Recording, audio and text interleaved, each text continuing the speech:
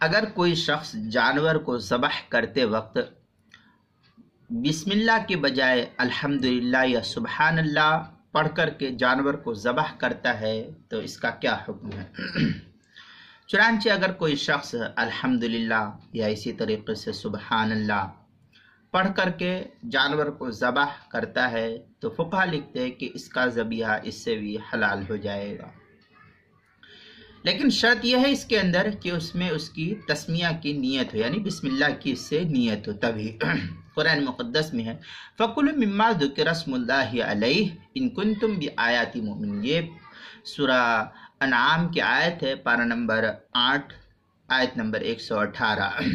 بحر الرائق وغیرہ میں ہے وَلَوْ سَبَّحَ أَوْ حَمِدَ اللَّهَ أَوْ كَبَّرَ يُرِيدُ بِهِ التَّسْمِيَةَ عَلَى الذَّبِيحَةِ تَحِلُّ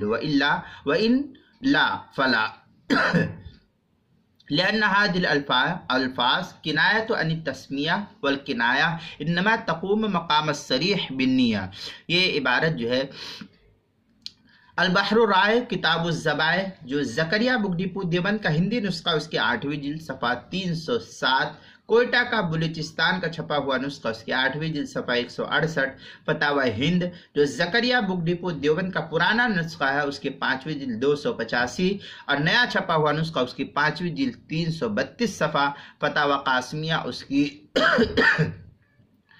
22ویں جلد صفحہ 116 پر نقل کیا گیا ہے۔